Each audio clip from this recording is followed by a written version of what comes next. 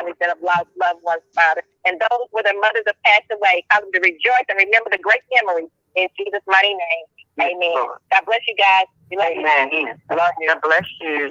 Thank you so much for listening to Sisters for Life Live. And remember, if you or someone you know needs our assistance in any manner to make a decision for life, please contact us at area code 502-408-2950, 502-408-2950. And please consider being a partner with Sisters for Life in this call to bring about pro-abundant life. Our mailing address is P.O. Box 32534, Louisville, Kentucky 40232. To our sisters out there, our families everywhere, remember, Jesus came that we shall have life and life more abundantly. And out of the word of Mary, be it unto me according to God's word. And the angel of the Lord said, is there anything too hard for God? No, there's nothing too hard for God. God bless you. Remember, walk by faith and not by sight, and be forever a sister and brother and family for life. This year, make Dad's Day with gifts from the Home Depot. Save on all the Brother Stoner. What's going on? Store on the app. Choose from new innovative tools, top-rated grills, or even the latest smart cameras and devices for your home. Because what Dad doesn't love, you keep. Oh, thank you, brother. The Home Depot. How doers get more done. Go ahead and mute yourself on the computer. Okay. Only Little Caesars stuffs their buttery garlic flavored crust with both cheese and pepperoni for just $10. Taste the Little Caesars difference with cheese and pepperoni stuffed into the buttery garlic flavored crust of your deliciously large extra most bestest pepperoni pizza. You'll never ditch the crust again. Hot and ready every day between 4 and 8 and only $10 at Little Caesars. Pizza at participating locations. For 70 years of serving the African American community. 104.7 FM, AM 1350, WLOU Louisville, the People Station. Our blue program is paid for by The Tipping Point. You are listening to The Tipping Point Show with your host, Mr. Just Ask Joe, John Yeah. Right here on WLOU. Stream it live on Facebook and WLOUonline.com. And now, The Tipping Point Show. What's up, family? Everybody, welcome once again to another episode of The Tipping Point Morning Show right here on WLOU and WLOUonline.com. Listen, folks, it is yours truly, Mr. Just Ask Joe. And along with me, I've got my partner right here, my brother from another mother, Mr. Esoteric Concepts himself, Brother John Ya. How you doing there, family? I'm good, brother. How about yourself, man? What a powerful intro you just gave. Hey, man, you know what? It's a powerful day today. You know, I feel like today we're going to learn some things. That's what I feel like. I feel like today is going to be a day of learning, and I love it. I can't wait. I mean, you know, for all you radio listeners out there, today is Juneteenth. If you didn't know already, sorry. The rider on the horseback has not gotten to you in your city and your neighborhood yet to let you know that today is Juneteenth. Don't worry, it may take about 2 years, but he'll get to you and let you know that you's free. But with that in mind, folks, you know, today is just an amazing day. What I love about today is both myself and Brother John Ya will be up in front of people. Brother John Ya will be giving a full-on talk at the Muhammad Ali Center for the 2021 Knowledge Fest, which is brought to you by meetinc.org, right? So it's going to be an amazing, powerful event. Myself, I'll be there representing descendants of American slaves incorporated, working with them as well, and getting up to give a little speech there, little baby speech up there. But you know, it's going to be an amazing day. We've got some amazing people in town. You know, one that I can't wait to meet this brother, Dr. Boyce Watkins. That's going to be powerful because I love his speech and what he has to say, to speak to our people, you know, and people at large. I believe that he really does have a passion for the financial industry and teaching our people just the same in the financial industry. And I love that because I believe, you know, I don't know about you, John, but you know, you may agree that economics is what's missing. What do you think in our community? Yeah, well, economics is important. Actually, it is what can move us out of the condition of want and need. And actually, whatever you're suffering from, it's economics that can put us in a better position, no doubt. You know, for all you religious folks out there, even in the Bible, they said money answereth all things. So with that in mind, folks, you know, I don't know whoever said that money can't buy you happiness, but I can tell you what, every time I have money in my pocket, I am always happy because I can take my kids and do some things. I can take friends and do some things. I can help some people. You know, people come to me for help and I can give them some money to help them out of their situation, so to speak. So money is something that our community, there's a big financial disparity in our community. You know, what do they say? The average Caucasian household in America is worth about $100,000? And then I think they say that the average minority or Black household is worth about $10,000, you know, or has a liquidity of 10,000, you know, and it's just a trip because, you know, it wasn't always like that, was it?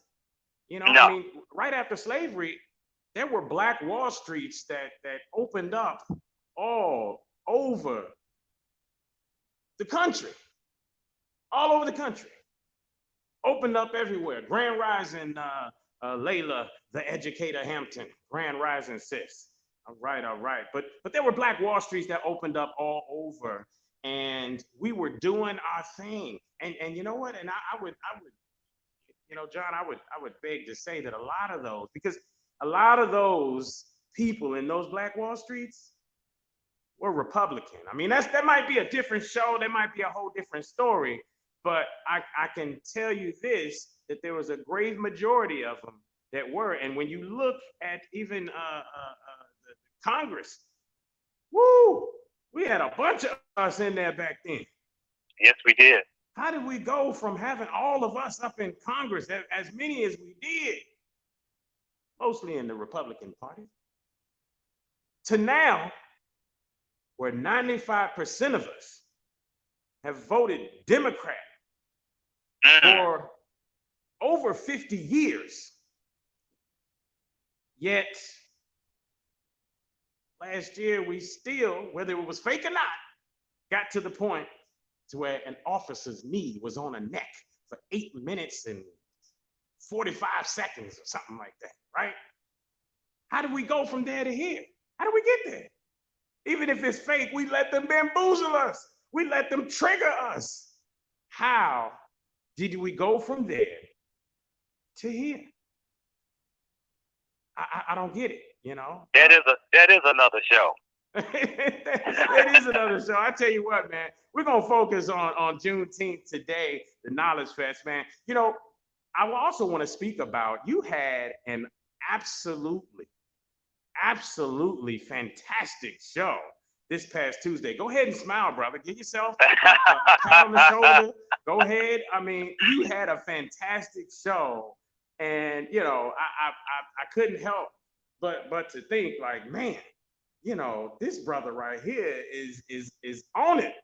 Like the show was fantastic, bro. I want to congratulate you on that. Your Thank you, brother. was amazing this past Tuesday. Why don't you go ahead and let's talk a little bit about that. Give us the lineup once again. Who all was on your show?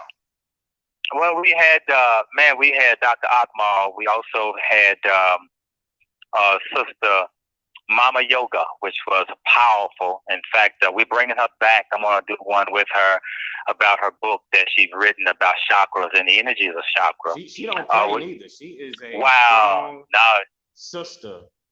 Yes. But at the same time, within her strength, she can speak from a level of femininity that is just as strong. So I love that about her. Yes. We also had Dr. Lucrece and Angela Brown, and we also had Layla, the educator, with us, rocking with us. So it was a great show. It was a great build. We talked about several issues that I wanted to put on the table about how do we heal from here at this Juneteenth, because other than that, we're just going to get into this cycle of celebrating, and then when you go home to your poverty situation, and you don't build any wealth. And that's what's very important to understand, is how to build wealth in this situation and not look at the negative of where life is at or where you think life is at, but begin to look at what you can accomplish and what you can do. And one of the things that I believe that I push mainly is the mindset. And one of the things she said that was interesting was that she was tired of the Black history information, because somehow, man, that is keeping us in our cycle. Now, it is good to know. It is important to know about your history and how you got here, or how this country was established. Right. No, it shouldn't be the focus, but the problem is that when I don't care what you claim, whether you claim yourself to be a historian, whether you claim to be into the understanding of what happened in history, the problem is that when you attach your emotions to it, when you attach your emotions to the history, then you are subject to repeat the same over and over again, and this is what we're seeing today. You know, my pop said he doesn't like watching movies like a Mississippi Burning. Right. You know, he intend, and I never understood why when I was younger, but as I got older, and especially within these past couple years, and noticing how we as a people are purposely triggered by the media, I realize why he does not watch movies like that, because it just triggers an emotion, and then it keeps you in a place mentally where you're just sitting there like, you know, you want to go outside, you want to punch everybody in the face that don't look like you. You know what right. I mean? Now, how fruitful is that? What is that going to do for you? Because that's not helping you make any extra money to put away and start investing and create generational wealth. No, that might land you in jail, right? Right. You know, and people don't realize that it may not be then, but it may be 5 years down the road, that because of that programming of you continually watching those type of movies, hearing those type of stories, diving into all that type of stuff all the time.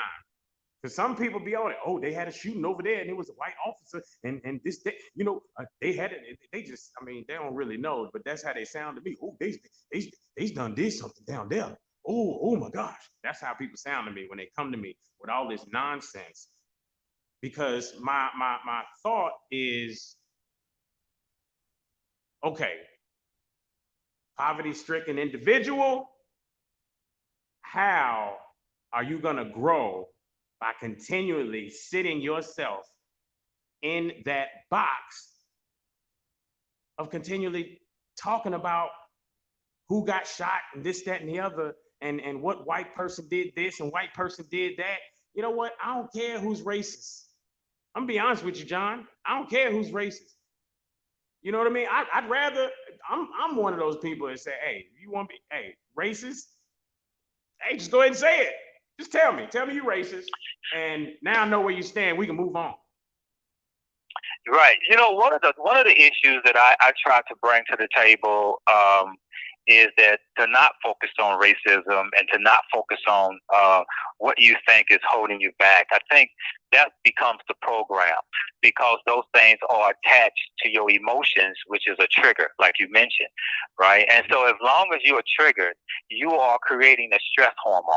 And every time you create a stress hormone, you can't move forward in life. In fact, very interesting. I was just studying something the other day about stress hormone. The stress hormone also we're talking about it on your show as well. Exactly. The stress hormone actually shuts off your immune system, right? And why is that? Yeah, because if when the stress hormone kicks in, it actually pumps blood to your legs and your arms, getting ready for fight or flight. Well, the immune system shuts down. So therefore, while it's either you're worried about a bacteria or you're worried about a lion. Well, the body doesn't know the difference. So when you put that stress hormone out, it's worried about a lion. It's not worried about a bacteria. So as long as the stress hormone is turned off, your body can get back to normal of the immune system as business as usual. But as long as you keep the stress hormone going on, you're not able to build, you're not able to love, you're not able to graze and eat food and enjoy the food. You can't even create nothing new under the stress hormone. So when I like to look at the study of the history, when we talk about it, it's very interesting because right after slavery, when the people moved off the plantation, they began to build their own. There was no stress. Literally, there was no stress. They were happy. They were rejoiceful that they were free and they can do their own thing. This is how they feel. The horseback rider had finally gotten to them and let them know that they was free.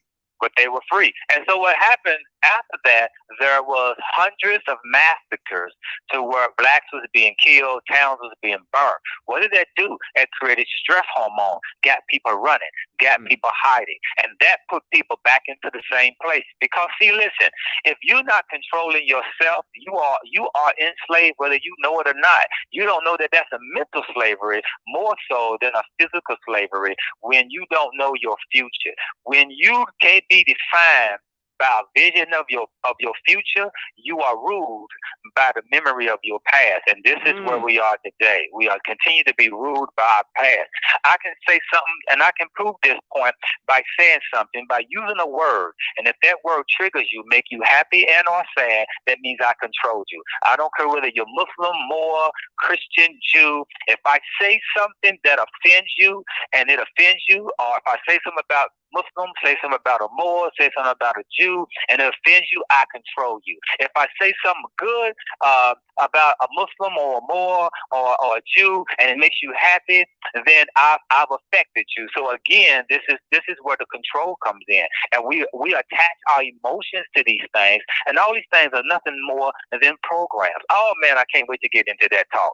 Oh man, is that now is that along the lines? I just spilled a little bit. Yes, I did. You just spilled a little bit of tea, as they say. Yes, I did.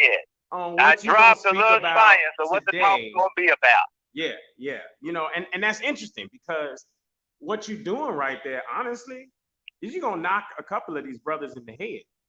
Honestly. Well, it's a fact. Because you're a lot of these brothers are stuck in the ideology of everything black, and I need to tell you more about black, and blackity black. So, and that's cool. Like, I already know that they call me black. Like, I already know that. So I don't need anyone to really remind me of that. I don't even need to go out and chant and tell people that my life matters, because guess what? I already know and been to known that my life matters. And as I walk out my door every single day, I operate throughout that day as if I already know that my life matters. So, ultimately, to remind me of all the trauma over and over and over, it's like some people are just happy about being historians of nothing but that trauma, as opposed to being a scientist of yourself, right? Which I think bears more fruit in the here and now, you know. And it's interesting when we talk about that, because I even hear people like, you know, like Farrakhan. He's not stuck in that same talk all the time. You know, he does step out and speak to some change in movement, you know, business ideas and things of that nature of this day. But a lot of those brothers, man, that come from that area, they get stuck on that. I mean, individuals take certain people and they place them on a certain pedestal, and even after their death, they continue to hold that person as though the universe is not going to bring you no one new. And I say that about people and I'm going to throw it out there, people who stand on Dr. Sebi. They stand on Dr. Sebi so much that it becomes a religion. And then somebody else come along with some new science. You ain't going to hear it because you're going to only filter it by what you think you know from the previous teacher. And when we do that, we become stuck. We're not able to move forward. But let me say this. Wouldn't that be another form of, you're enslaved to that? Well, it is a form of that.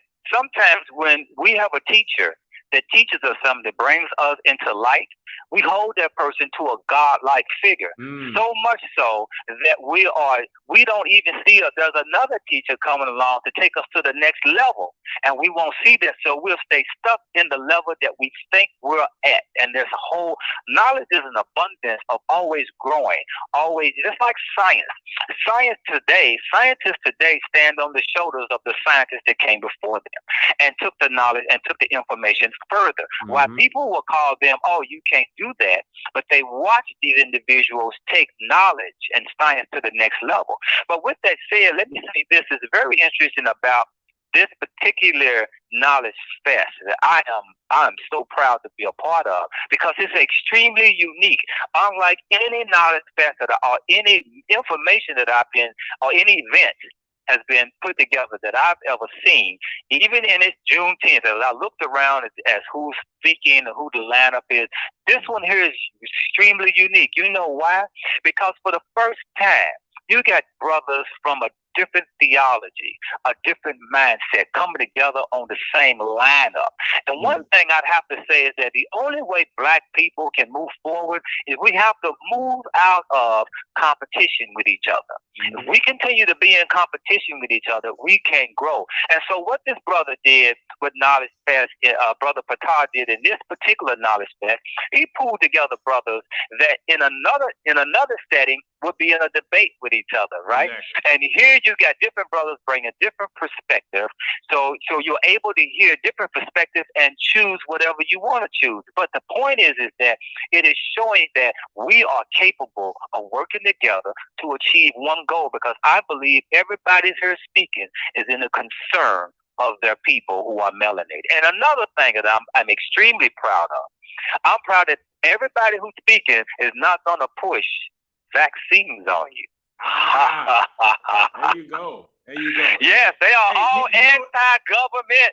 They are all anti-government and government function, and they're looking at taking this to the next level for our people. And I'm so proud to be a part of it, because I couldn't have been if it was anything other than that, right? Exactly. You know, which just as a side note, I want to say that I heard through some grapevines, through some medical professionals, even here in town at some hospitals. I won't name it, but I will say that a lot of medical professionals have signed a waiver so that they do not have to take the vaccine. And our you know, the caveat to that is, if they get COVID, then they will go home without pay and deal with their COVID and all that stuff, however they deal with it, you know, medically, whatever. But they just won't get paid. And so that's part of the waiver that they signed or whatever. But, you know, that's just a side note. You know, when it comes to what we're talking about, just the same, you know, you said something interesting. you said that a lot of times people will take their, they'll hold a person to such a high esteem that ultimately they put them on a pedestal, and treat them like a god, right? Mm-hmm. So Right.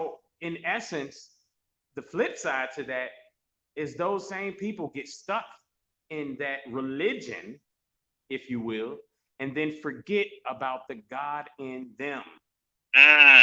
So, that's the first thing popped in my head as soon as you said that. And it's like, wow, these people forget about the God in them, the ability to get up, get out, and get something, Right. Create something.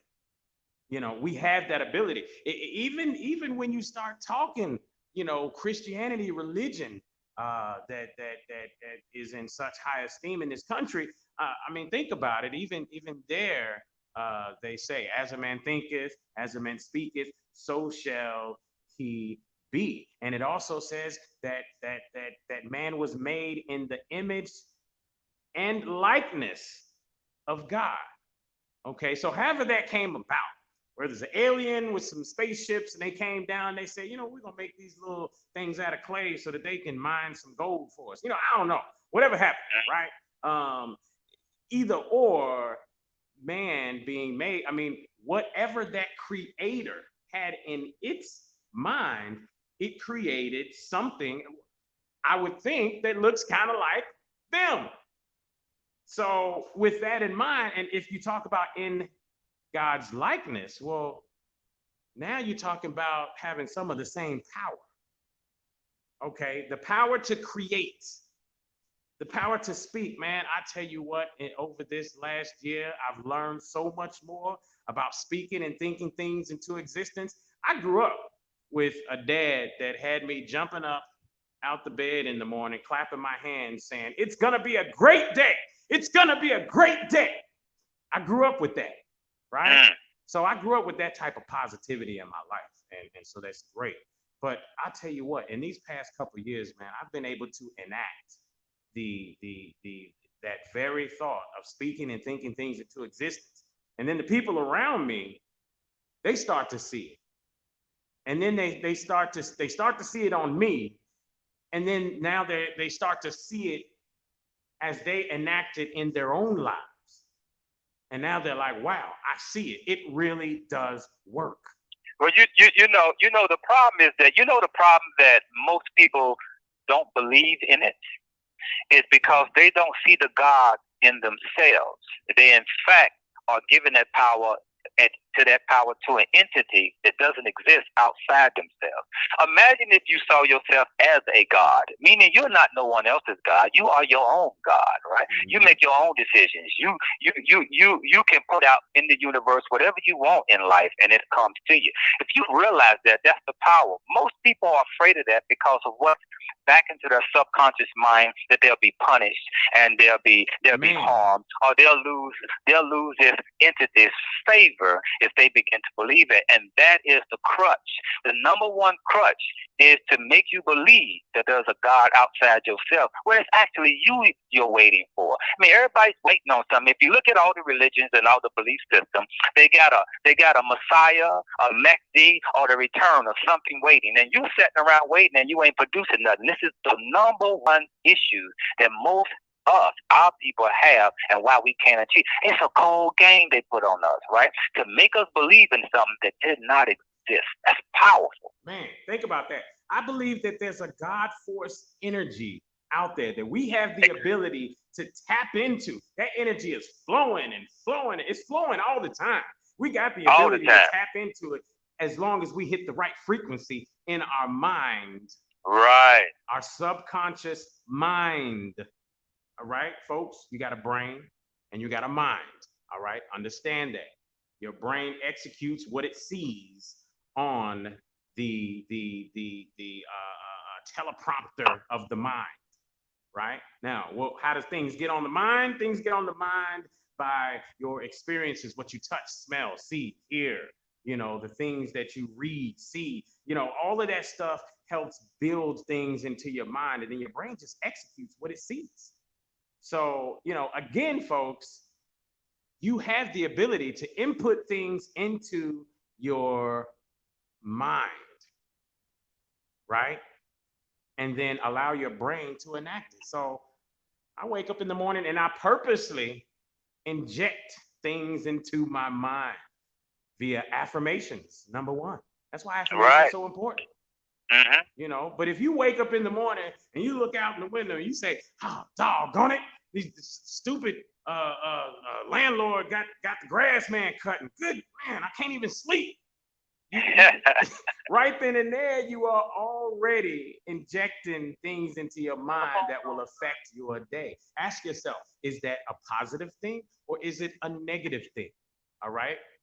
We all know right from wrong. Once that, even when you start talking Christian religion, once that God entity gave man free will, right then and there, you now have the power of God to do and create and to be whatever you so choose.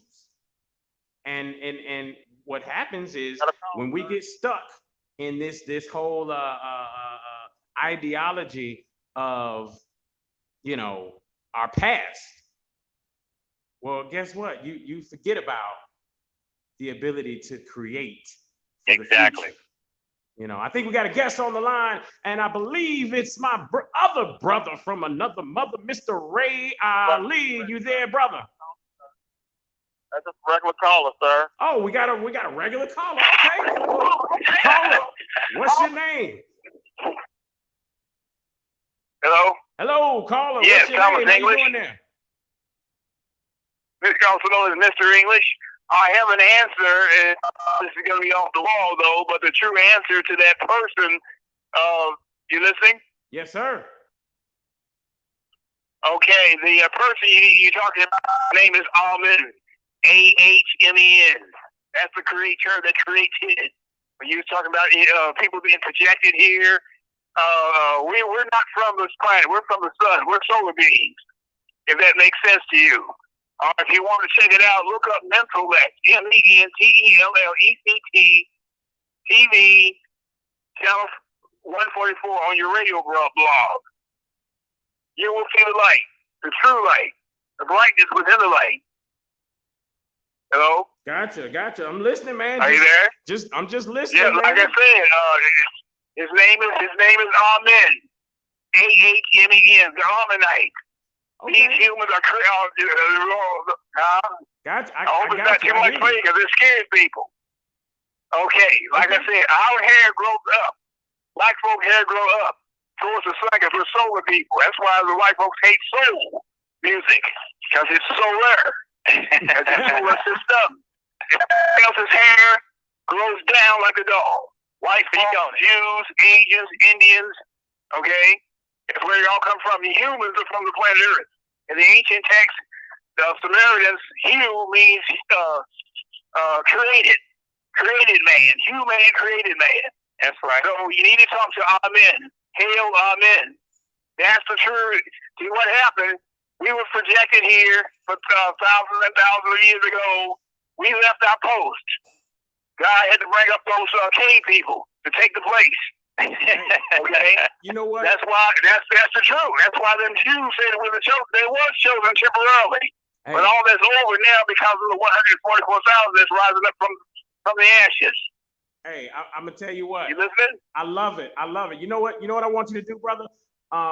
We're running out of time, but what I want you to do is I want you to leave your information, contact information with our engineer there, and we're gonna call you back and potentially bring you on the show and have a much longer conversation about this. All right? That'd be wonderful. That will save our children out here. If you do that, if you really do that, it will save these children out here. Absolutely, because some of them I want to throw them back to the sun. That's for sure. They be acting up. I tell them, well, you know, there's only two. You have to be seen out there. I was telling Reverend Lyons yesterday when this youth stop the violence part. You have to be seen outside. All right. Well, listen. Do me a favor, brother. Go ahead and leave your information with our engineer. And like I said, we will give you a call back because we might want to bring you on the show. I appreciate that. All right. He's gone, Doctor. All right. Do we have another caller there? No, sir. All right. Okay. All right. Good. All right. So, man, that was interesting, John. What say you?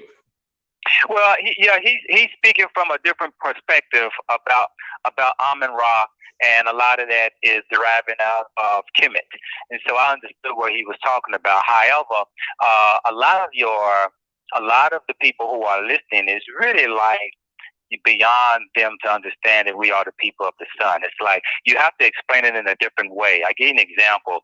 It's the breaking down when he talked about hue. Hue is what human are. Instead of human, it was human, just like EU. Hue melanin, right?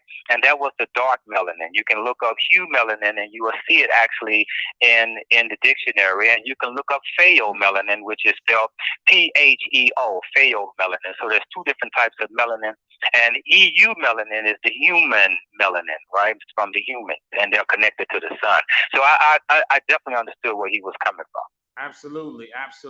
So, real quick, I have to always give a big shout out. Our brother Frank Stoner is listening as we speak.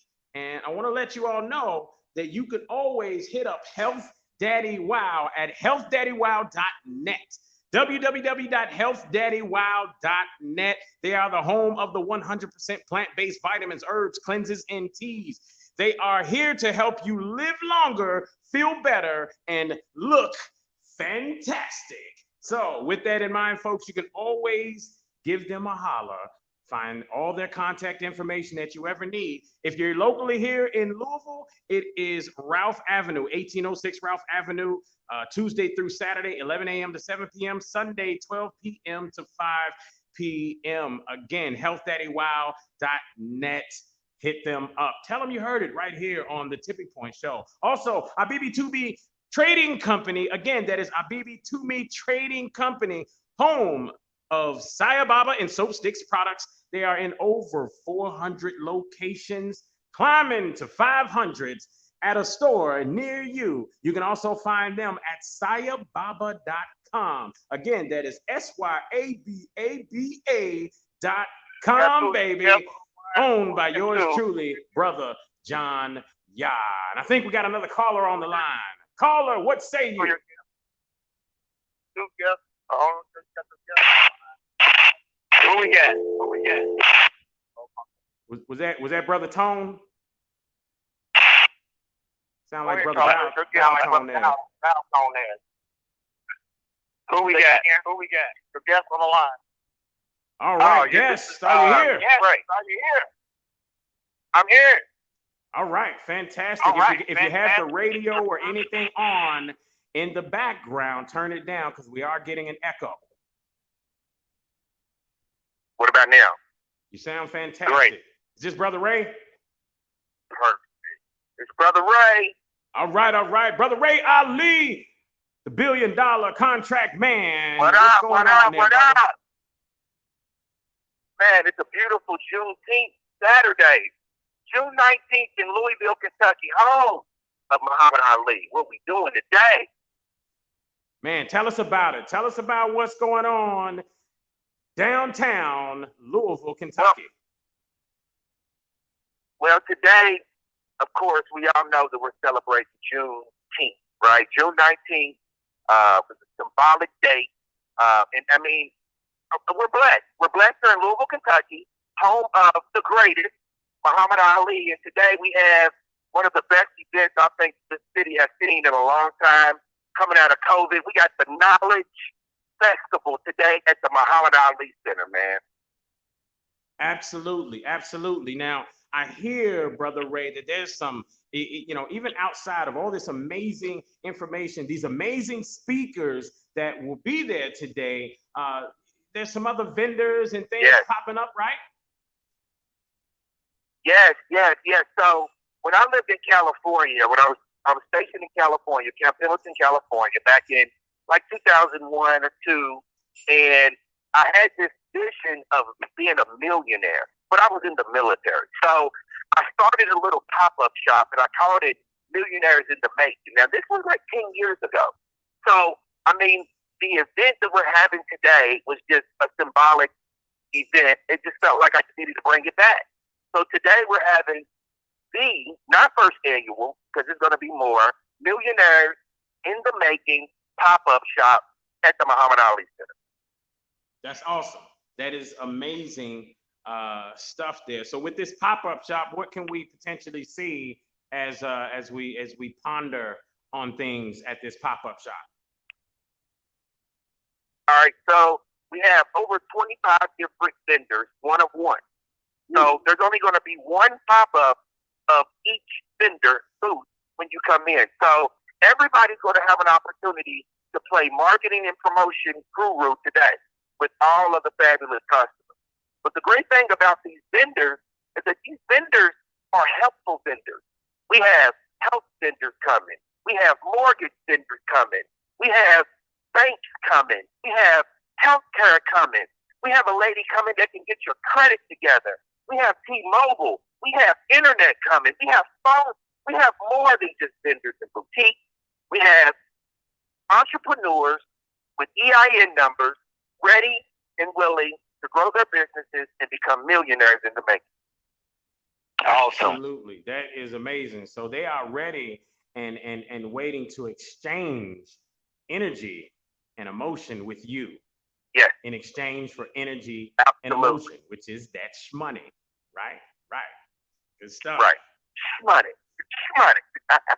So that's good, man. So I you know, that is awesome. And you know, you've done a lot in helping to put that portion of this together and helping to make it go. Yeah. and push it and keep it going. Yeah. So, you know, you do a lot of different things in the city. You know, when we talk about that, man, you know, don't name all 152 of them. Just give us a few of the things that you're doing right now in the city. All right, so the pop-up shop, the Millionaires in the Making pop-up shop is going to kick off at 12 noon, and it's going to go all the way to 6 p.m. After that, we're going to do dinner at Chef Space from 6:30 to 8:30. So we're going to be having our special guests come down and eat with us and commemorate. Is People that are going to be open? able to Is come that out right and there eat and open to greet. the public, Ray? Is that open to the public? Or Yes, is that it is. It's open for the public. Okay, so that means It's that, open you know, for the the public. public Yes, that's what I'm actually gets doing, to man. come I'm trying to down. tell you. I'm with it, man. I love it. I love it. So that's going to be from 6:30 to 8:30. And then after that, we're taking over the nightlife with our concert down at Dillard with Styles P and some special guests is coming, but I ain't going to tell you who that is. And so, hold on. Where is that going to be at? At Diamonds Pub, right there on Barrett. Diamonds, okay. 630 Barrett Avenue. The Locks will be in the building. Styles P will be in the building. Styles P will be here at the Knowledge Fest as well. So, I mean, he's going to be doing some meeting and greeting here. It's going to be awesome. Some other things I got going on in the city. Of course, I'm a franchise owner for T-Mobile. So right now, I'm just trying to put the resources back into our community, especially in our West End areas, because the internet is something that we all know we all need for the resources. And then I got some other things coming on. I got a bunch of fashion shows coming up that I collaborated with a bunch of designers out of California and New York over the COVID. So I stayed busy during the COVID. That's what's keeping me busy now. So we got a lot more coming up, man. Well, man, I'm gonna have to make sure I give you my fashion design card as well, and see if we can I can holler at you about that fashion. So I need to know about that. Oh yeah. Also, shout out, man. What happened? which is the official clothing line for today's event. I got on some Feeling Rich now, and like he said, Feeling Rich isn't about money. It's about feeling good. Yeah. Okay. And those are some local brothers, right? Exactly. Absolutely. They're actually, if I remember correctly, some musicians. Absolutely, you're right. Yeah, they used to be on their singing. You have a lot more knowledge, background knowledge in that. Yeah, I know about some. Yeah.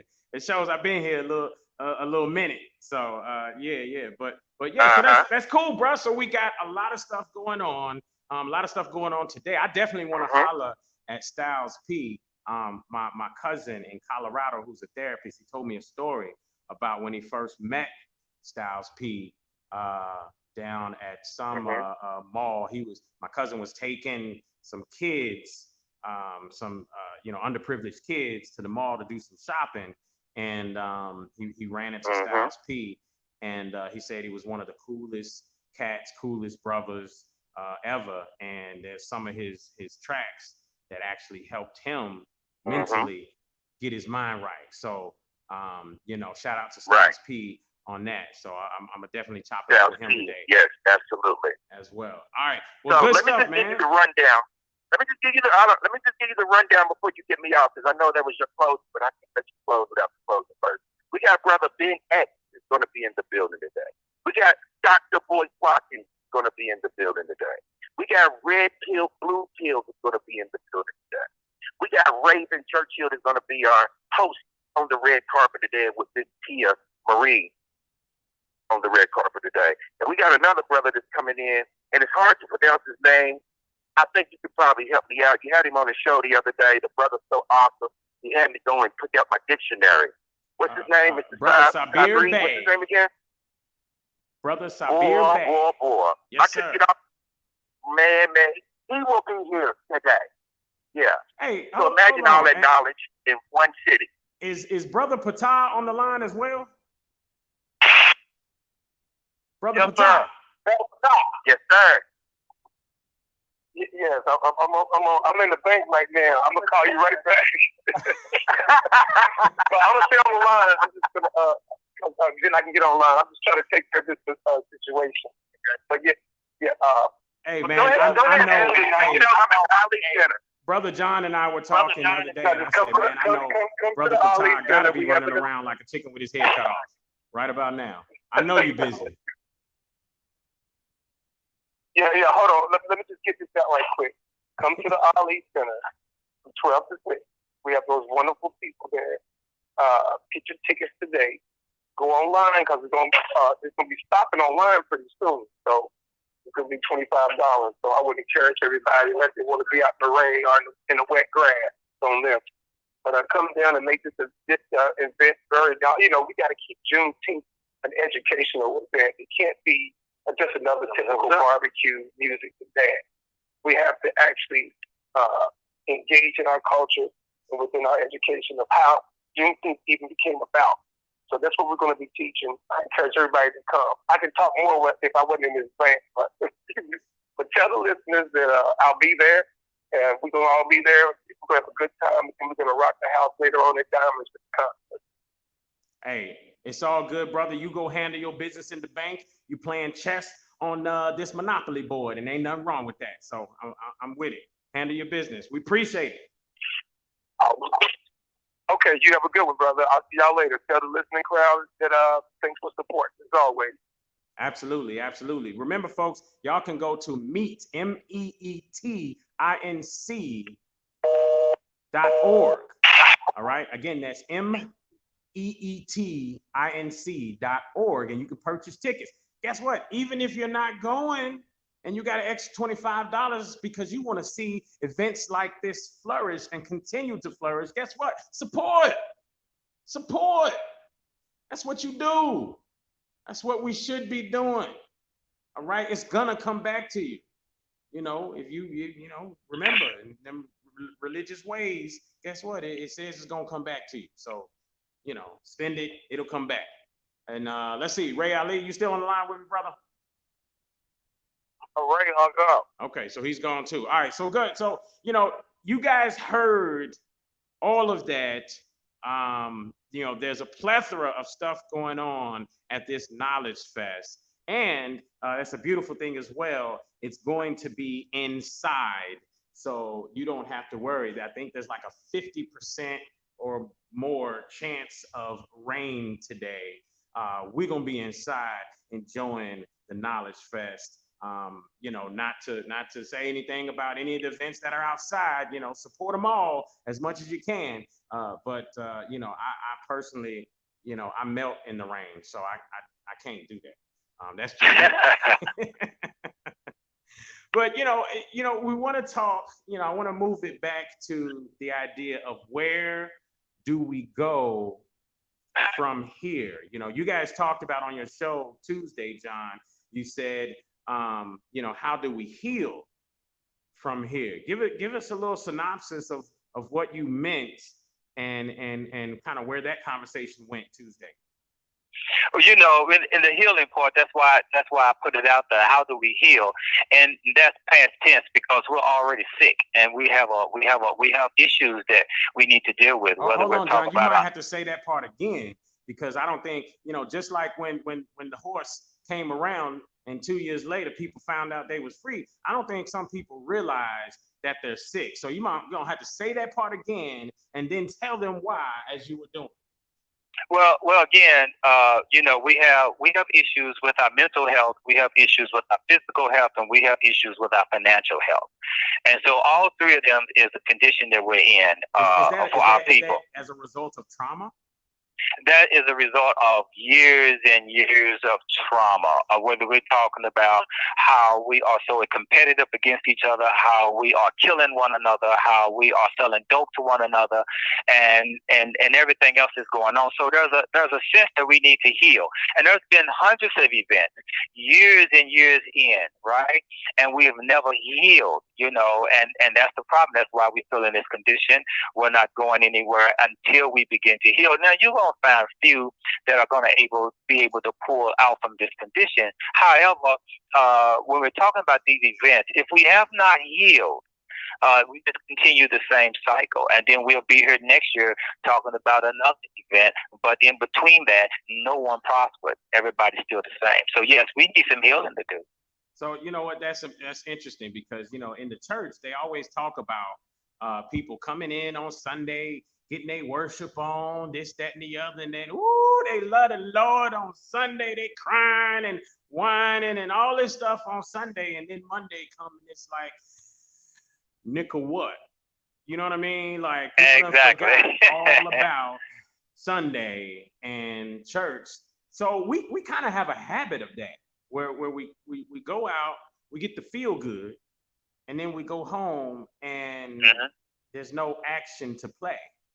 Correct. Correct. We kind of just sit back and go about our daily lives, and we're not enacting some of the things that we heard about on Sunday. But then again, not many of the preachers these days are even giving people things that they can operate with in their daily lives. No, actually, they playing a role in this division, actually. And so here's the thing. What I mean also about healing is that we're all going through what is called an identity crisis. We don't know whether we're black. We don't know whether we're Africans. We don't know whether we're Moors. We don't know. And we're trying to find an identity. And as long as you got an identity crisis, you have a people that are always going to be at odds with each other. And yet we have one enemy. We have one enemy that we can all claim and say, yes, he's trying to keep us down. But yet because of these identity crises that we're going through because of what has been done to us, we continue to circle the loop and go nowhere. We're back where we started. Man, and can point fingers at the enemy all day long, all day, and then go pull a trigger to your brother. Oh man, tell me about it. And so here we got churches on every other corner, along with liquor stores on every other corner, right across from the church. And yet we still have drug dealing, we still have killings, because why? It's all about taking advantage of those who see themselves as victims. And that's all you have, right? That's all you got. And everybody wants a piece of a victim, right? Everybody wants a piece. And here's another thing about race. The race to what? Everybody's racing for the empty mind, to put some information in their mind to get them to follow them, to come with them, or about their product. Everyone's racing. This is why you see billboards. This is why you see commercials. Everyone is pouring in money for the mind, to get your mind. And that is also a race. Man, it's interesting when you talk about that, just the word race, right there. You know, traditionally or originally, there was a race among all these countries to be the first economic power of the world. To get all the resources, right? Yeah. To get all the resources. Exactly. Exactly. They were racing to become the first economic power, meaning having all the resources, getting all the resources, and America won, right? And in 1871, they took the money that they made off the backs of free labor of slaves, and they invested that money. All right. See, people need to understand this. This is a business, folks. In 1871, they took that money and they invested it, and they created a corporation. Anybody want to know the name of that corporation? It is called the United States.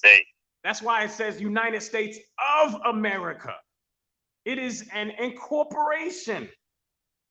Folks, we are living in a business. And you know what? And it makes me think of something, John, because you have always spoken to the idea of how foreigners still see this as they still see themselves as foreigners. So when they come here, they succeed because they see another person that looks like them, that is a foreigner like them, and they say, oh, you're a foreigner too? Here, take my hand. Let's go work together and be foreigners together. Let's go live over here. Let's go open these businesses over here in this area over here. Let me tell you something, folks.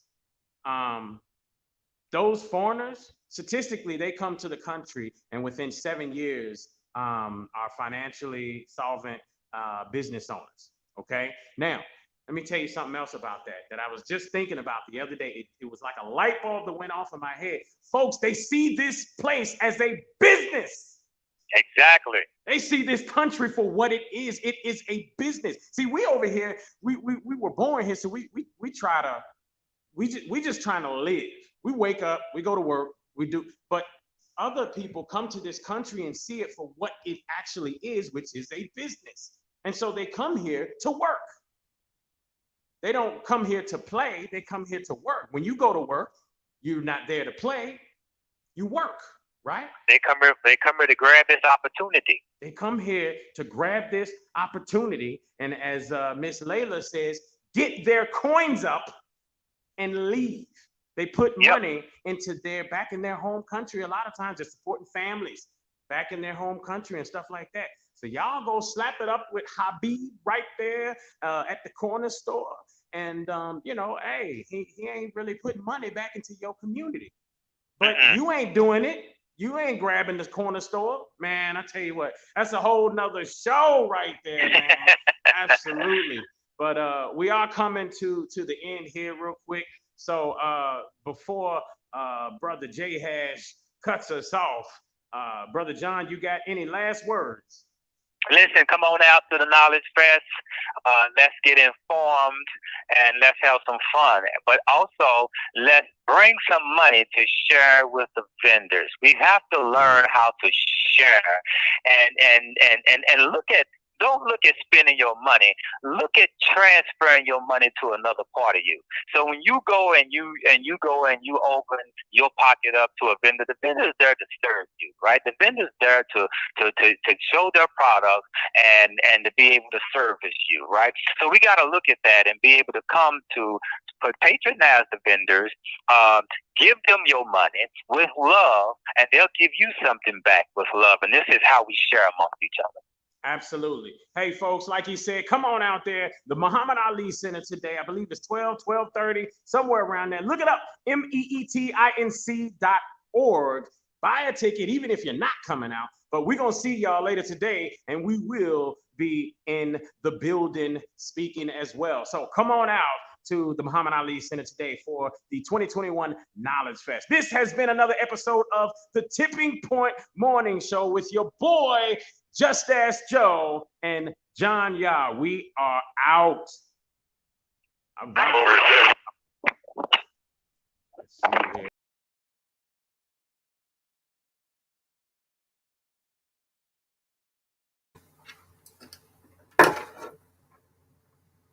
man. All right. Great show. Great show. Yes, sir.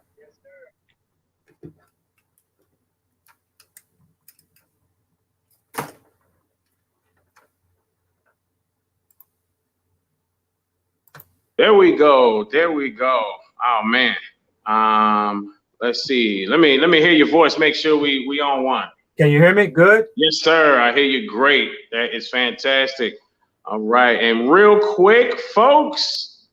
You are listening to The Tipping Point Show with your host, Mr. Just Ask Joe, John Yeah. Right here on WLOU.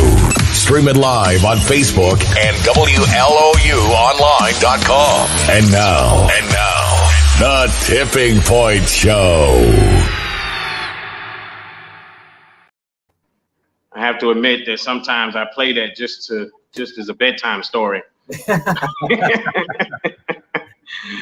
Oh man, I tell you what, great show, great build. I tell you what, I'm anxious about today. I'm so I got bags under my eyes, man. I literally went to sleep at like 3:30.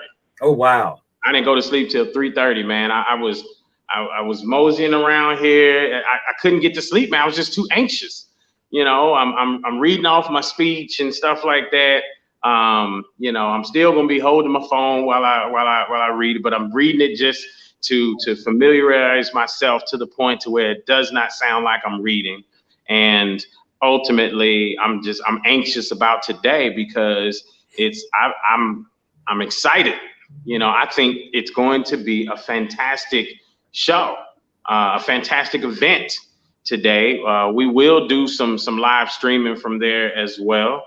And, a lot of photos and stuff will be taken. This is going to be a great event. I even saw a post, Brother Kari Muhammad, who, is actually friends with Dr. Boyce and has been friends with him for years. They had dinner yesterday and had a great dinner and talked some stuff, and they're working together just the same in business. So, this is a lot of people are going to be here to share a lot of stuff.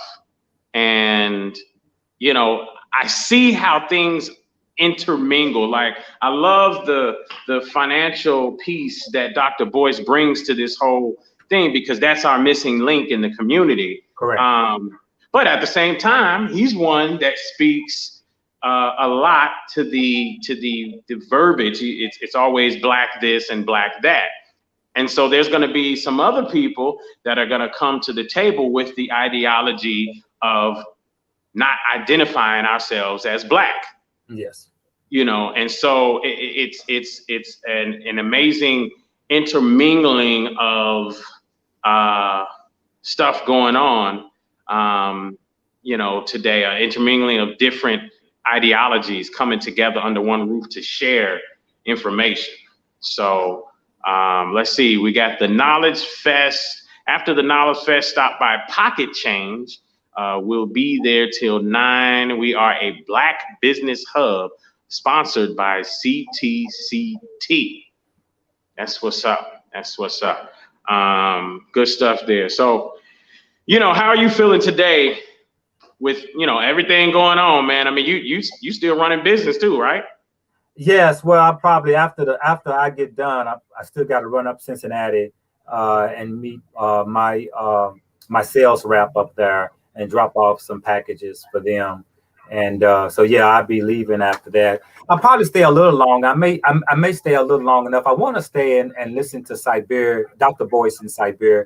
I definitely want to meet up and see brothers Red Pill, Blue Pill. It's going to be a great build, and it will be my first time meeting Ben X, of course. But it's going to be a great build, and I think everybody's going to be able to get something out of it. I love the fact that we are able to come together and share information and hopefully build from there. Like I saw Brother Kari and Dr. Boyce together. Yep. Yeah, that's how we build, man. That's just how we got to build. You know what I'm saying? We got to be able to come together and see each other's value in each other and not in competition, but how can we join together to get this wealth that we're looking for in this dimension? Exactly, because I think that's the only way reparations gonna come.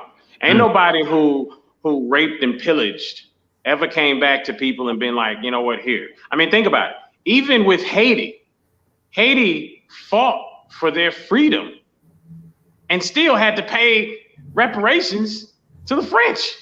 Yep. They had to, it's like they had to pay the French money for whooping their ass. I mean, ain't that the craziest thing? I wish I would go whoop somebody's ass and then have to pay them any damn thing. That's just the craziest thing. Yeah, and it's very interesting because this goes to the mindset. Even us as African Americans, or whatever you want to call us, we also disenfranchise ourselves away from Haiti. Think about it. We don't do business with Haitians. You know, why is that? Not purposely. No, not at all. And so the thing about it is the government tell us something and we follow right along with it. And, we should be reaching out to Haitians. We should be, the hell with the government, what the government says. We should be reaching out to do business with Haiti. Absolutely. Because they are like any other foreigner that comes to this country and they work together. Louisville, over the last 10 years has become a gigantic melting pot. And I love it from a food perspective because, it gives me options when it comes to different flavors, different foods, different tastes. And, there's a couple Haitian restaurants here in Louisville now. The interesting thing is that they don't call themselves a Haitian restaurant. Correct. But if you know, they call themselves a Caribbean restaurant. Correct. But with that in mind, and I guess that's smart business, because you got to be able to keep the lights on. So people would more accept the idea of a Caribbean restaurant versus a Haitian restaurant, because I done been out in the sticks in South Florida with a satellite company I had years ago. And, them Caucasians, what's a Haitian? What the hell? God darn Haitian, what in the hell is that? Yeah, I find it interesting how we are so disenfranchised from our brothers and sisters out of Haiti. I mean, we are. We just we should be connected because actually they are us and we are them. Because that was the islands was used as transport. That's what the slaves were before they brought them over here. They used that Cuba, Haiti. All of those was areas to where they first brought us before they brought us to America. Why do you think that, let me rephrase that because some brothers will say we were already here. That's a fact. We were definitely already here. There's a great portion of our people, meaning melanated people, were already here.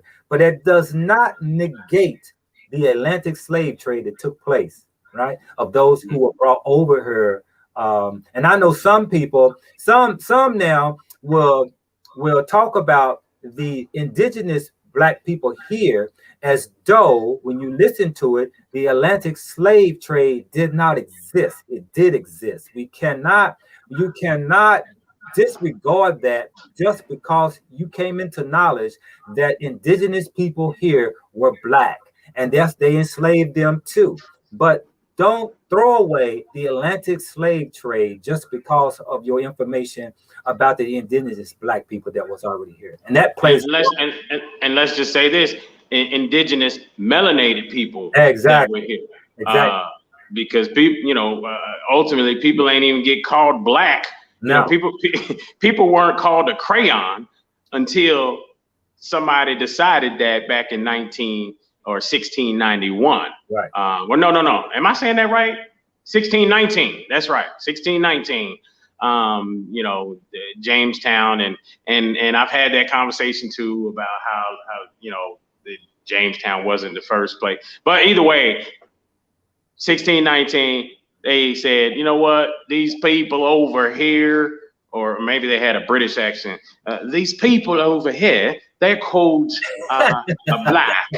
We're gonna call them black. They're the working class. They're the slave class of people, and the rest of us, we're gonna call us white, because white is pure and white is amazing. So we're gonna call us white. White is great. So yes, they're black and we're white. Black is bad and white is good. Yes, there we go. Webster, put that in the dictionary. That's kind of how that went. Yes, sire. But you know, either way, man. When we talk about the Native Americans, that was us, right? Yeah. It's not the ones that you think are the Reds. Ain't all that. The original Native Americans that we call Indians, which is not the word you want to use, were already people off the continent of Africa. Because we were everywhere. The original Chinese were us. The original Japanese were us. The only thing that's not originally us was Europe. We were not Caucasus Mountain first. We did not go there first. Okay, but we had spread it all over the world, and we are there first. I don't care if you go to Mexico, China, Japan, Hawaii. I don't care where you go, you will see us there first, except for one place, Caucasus Mountain. We were not there first. Well, you know, I mean, if you know, even when they talk about religion, you know, I seen something the other day. Somebody showed a whole globe, so the whole world. And then, you know, from afar, and you see Africa, and you see this little dot, and they say everything in the Bible happened right there, right in that little dot. It's hot as hell over there. You know, you be hard pressed to be white. You be hard pressed to be Caucasian in that little dot of Africa. You know, you would have had to have gotten a suntan. And the thing about it is that we misunderstood. We are misunderstanding it while we're chasing surface knowledge. This is why we chase surface knowledge. We don't chase internal knowledge. So as long as you're chasing surface knowledge, you're out here. You're not in here. So let me give you a little bit of history for the listeners. The Europeans didn't create nothing on the planet. They're the greatest thieves. And they are the greatest. They're great in advancing technology, but they didn't create nothing. And there's a reason why they're not able to create anything. They're not able to bring anything new into this existence. And this goes back to the DNA or the cells of how we are made up. Because we're connected to the sun, and because we're connected to green food, the food and the sun is information for us. So this is why even when you look at all the farming equipment, if you look at everything, it actually came from us. If you study anything about George Washington Carver, how the plants was talking to him, the sun talked to him, and these people were knowing how to take his inventions and patent it, right? Because just like in religions, how they took religion and they took it from us, the story of Haru, the story of Isis, all these stories they put in the Bible, but they just twisted it. The reason why they were able to do that was because they were trying to create a history for themselves. Because when you have a people, and there's something very interesting, when you look at information that has been written from them, you would not know that there was over 10,000 years of existence before they even had one understanding of who these people were coming out the caves. In other words, there was a 10,000 year span that they didn't exist on the planet. So this information here is taken away, and they'll make it look like they were here for a long time, and it was not. Like this 2,000 years. Take 2,000 years and add another 10,000 years with it. They did not exist. People just don't know that. So we don't understand the power that we truly have on this planet and the connection that we have. This is why we continue to survive and we continue to live despite they're trying to wipe us off the face of the earth. And that's just a fact. And wipe off our original existence, which is just, it's amazing when you think about one person who bleeds the same as you, being a human just as you, wanting to just wipe your existence off the earth. Exactly. You know, it's just amazing when you really think about that. And we letting them do it. We teaching them how to dance. Next thing you know, then they doing our dance, and everybody's smiling. Even black people smiling at the way they dance. And we taught them how to rap. And then when they start rapping, we're amazed, and then we'll call them the best rapper. Everything they got from us, and we taught them how to play ball. Everything they got, rhythm. They didn't have rhythm. We had to teach. They had to learn rhythm from us. We get it naturally, right? So in everything we teach them, just like if you study anything about the Moors history, where the Moors taught them how to wipe their ass when they came out the cave, but they weren't the first. There were other people before them that taught them how to wipe their ass before the second dark age. But the point is that if you understand our power, that's the depth of it. That everything that they do, they learned it from us, and they just giving it back to us, and we are amazed. We are amazed when we see that white boy rapping. Ain't we amazed when we see a white boy rapping? We'll call him the best rapper. How in the fuck is he the best rapper when he got that shit from us? How in the fuck can he be the best when he learned from us? Exactly. But somebody in the streets that he was hanging with, who he learned from. That's the best. Right. Exactly. That's the original is the best. Always the original is the best. Yep. Man. It's amazing, man. It's amazing. So, you know, I didn't want to go too long after the show on here, just because I know that we got so much going on today. You know, everybody's moving around. But, you know, I wanted to just kind of really just speak to that thought once again. What would you say when we talk about where do we go from here?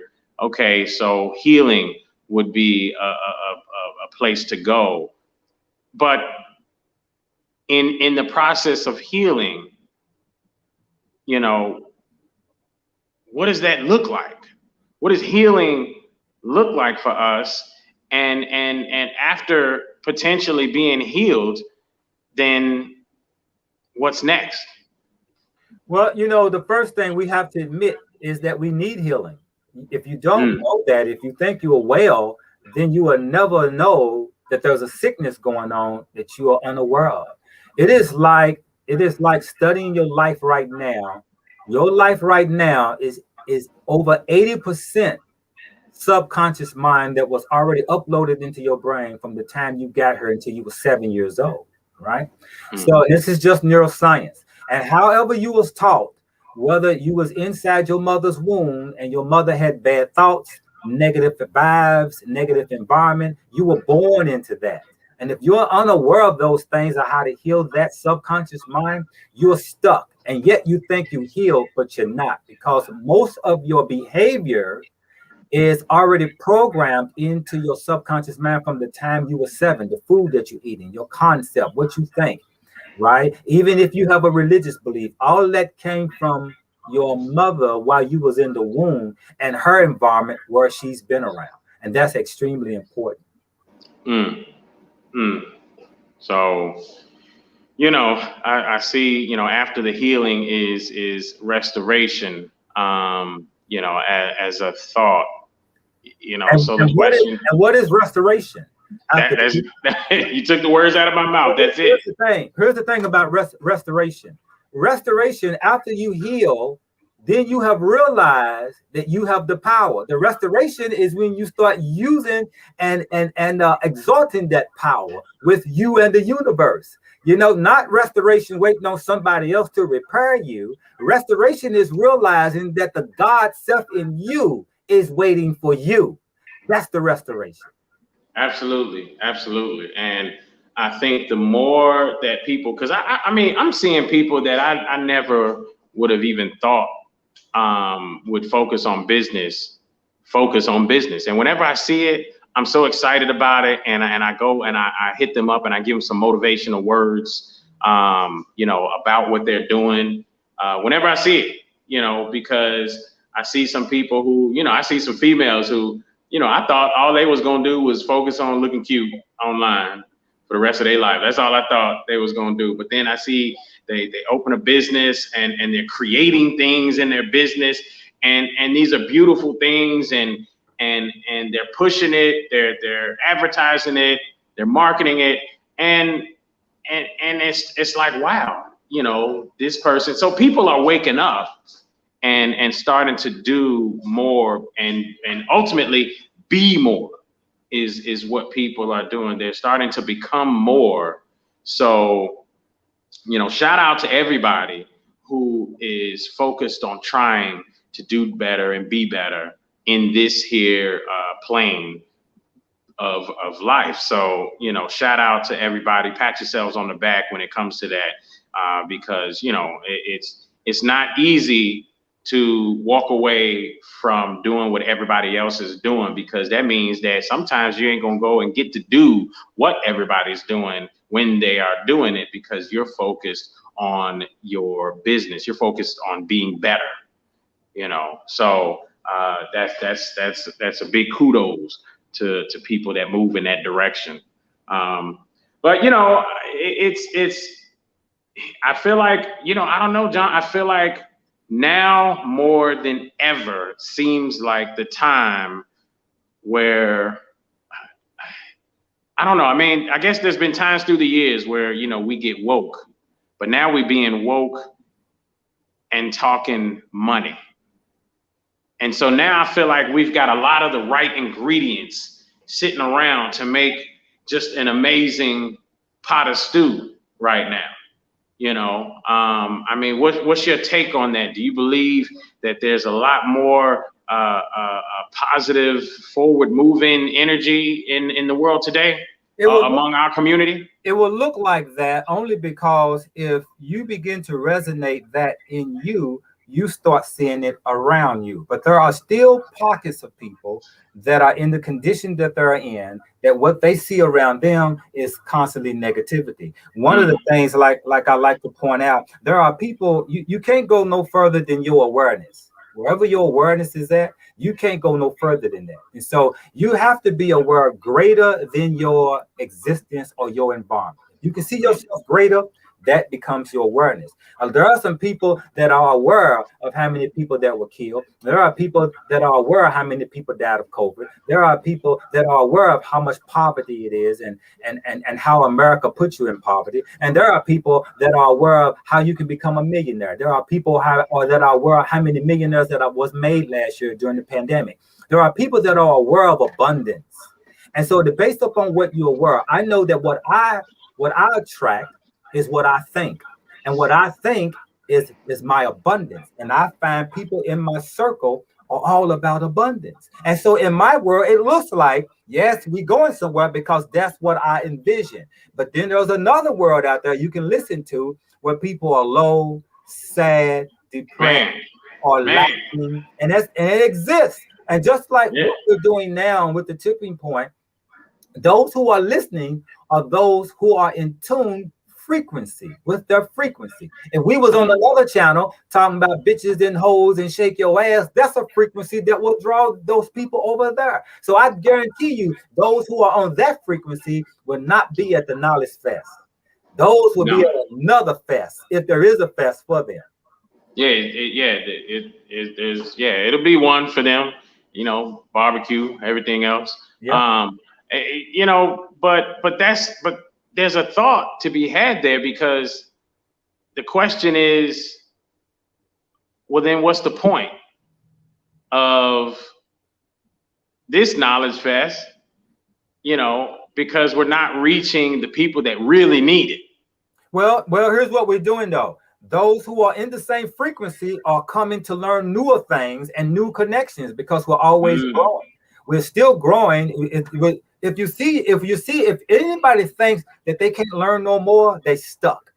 And so with this frequency that's going out about this Knowledge Fest and who's speaking, it's going to draw in people. Oh, I want to hear him. Oh, I like that. And that's going to draw in those that's going to come in, and they're going to learn more. They're going to get something out of it when they leave. So again, it's very, very crucial for those who are, because here's the thing. There are going to be those that are going to come to this because of a little bit of a little understanding. right? And then they get there, they're going to learn in abundance. So now they're going to leave with a whole different mindset, and they'll be glad they came. This is how frequency works. And I guess, you know, each one teach one, they will get out there to their respective worlds and be able to touch other people who may be a little more stuck than them.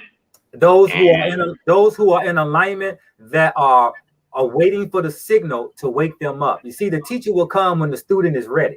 You see, teacher's always out there, but the student ain't ready, and something will click in them. This is why we call this the tipping point. Something will click in and be like, oh, I need to change. Oh, I need to know environment. Oh, I need to hang around different people, right? And so that click makes you now put you in an environment with different people. But sometimes something's got to happen to you to make you realize that. And that is the change. That is the tipping point in your life.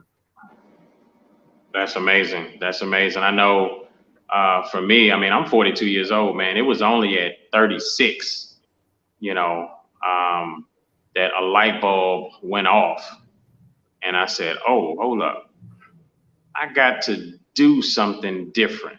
You know, I got to start doing it. But for 36 years, I wasn't thinking like that. I was stuck in the ideology that having something to show off meant that you had something, which ain't the case. No. You know what I mean? And but that's our culture. Deep within our culture, in that lower level frequency within our culture, it says go out, buy stuff, brands and things of that nature, and show it off. Yeah. You know, all the way up until your last dollar. You know, buy it, show it off. Don't worry, you're gonna get another check next week. Right. You know what I mean? And so a light bulb went off for me, and I started saying, man, I got to try to start making up for some of these years of missing it. You know, so I'm still learning. I'm still moving forward. I'm still trying to grab this information. The one thing that I do credit, you know, I give that to my pops, in instilling the idea of entrepreneurship in me, because I'm not afraid to go out and try. Correct. I'm not, and I will jump in both feet and try to make it work. You know what I mean? And if it don't work, guess what? We're gonna jump in something different, and we're gonna push and make that work. We're gonna keep doing it until something sticks. And works, you know. And so that's something I'm glad that I have that in me, because there's so many people, man. I sit there and listen to people talk for years and years and years about wanting to do something in business, and they don't, you know. And some of those people, you know, and even I heard a brother the other day, you know, he said, look, the reason why I do what I do is, you know, and I try to recruit people out there to do what I do as well, is because there's people out there that want to change, that want to be better. You know, if I don't try to reach out and touch them, they will die a failure. You know, they will die having failed in life, living check to check and not being able to support themselves and their family if I don't reach out to them and try to help them learn what I'm doing to be successful.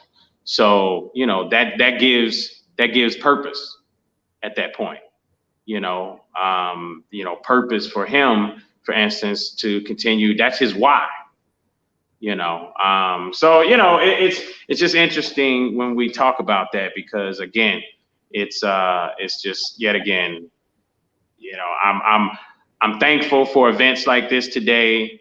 You know, number one, to see the communion that will come of it, but number two, the information and the knowledge to be able to grab that, take it, and share it with other people. It's going to be great, and I'm thankful for that. So, any last words, brother? Nope. Everybody, come on out. Let's join together. Let's pool our resources together, and let's see what we can build on, because this is about building. Absolutely. That's what it's all about. It's building, folks. So All right, now, I will see you later today. What time you showing up there? About 12. Okay. All right. I'll see you then, brother. And much love and handle your business. And we'll see you out there at the 2021 Knowledge Fest at the Muhammad Ali Center. Peace, brother. Right. Peace.